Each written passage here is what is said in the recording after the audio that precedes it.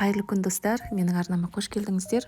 Бүгін карамельмен жаңа қосылған өте дәмді тарт дайындайтын боламыз.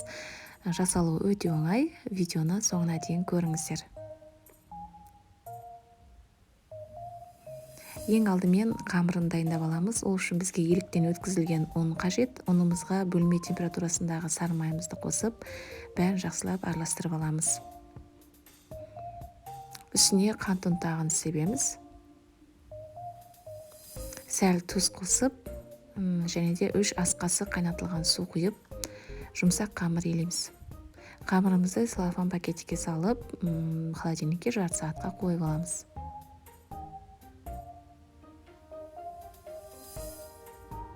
Жарты сағаттан кейін қамырымызды алып, форманың үстіне жақсылап тегістеп жайып аламыз.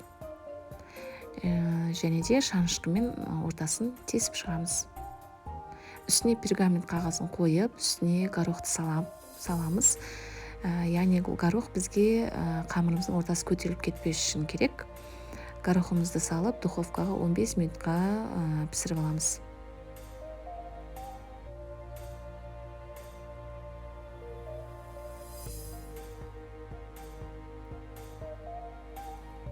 Енді карамель дайындаймыз. Карамель жасау үшін біз баяу отқа қантымызды саламыз, араластырмаймыз. Қант өз бабында еруі керек. Қантымыз әбден ерігеннен кейін үстіне сәл тұз саламыз.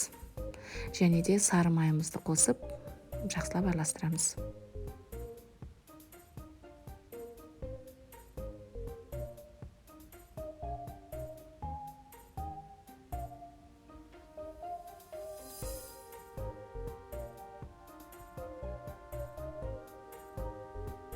Сары майымыз әбден ерітіп алғаннан кейін үстіне үлкен ас қасықпен таза балымызды қосамыз. Бәрін жақсылап араластырып аламыз.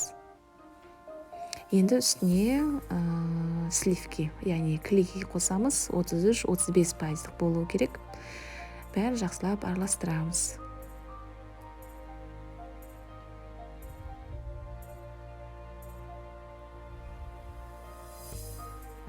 Енді үстіне мен арахис жаңғағын қостым, майдалап, турап алған. Оның үстіне миндаль болсын, грек жаңғағы болсын, өз еркіңізде қоса берсеңіздер болады.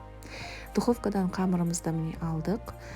Сәл қызартып алғаннан кейін үстіне өзіміз дайындаған жаңғақ пен карамель қосылған қоспамызды саламыз.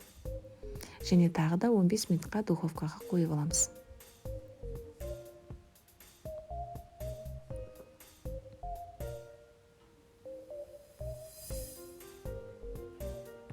Болды, біздің осымен жаңғақ пен карамельден жасалған өте дәмді тартымыз дайын болды. Міндетті түрде жасап көріңіздер, жасалу өте оңай және қолжетімді азық-түлікпен жасалады. Балаларыңызға, отбасыларыңызға міндетті түрде ұнайды, өйткені бұл тарттың дәмі сникер шоколадының дәміне ұқсайды. Менің арнамда бұдан да басқа тарттың түрлері, яғни басқа салмамен жасалған тәттілер бар. Міндетті түрде кіріп көріңіздер. Және де алда басқа рецептерді жібермемес үшін қоңыраушаны басуды ұмытпаңыздар.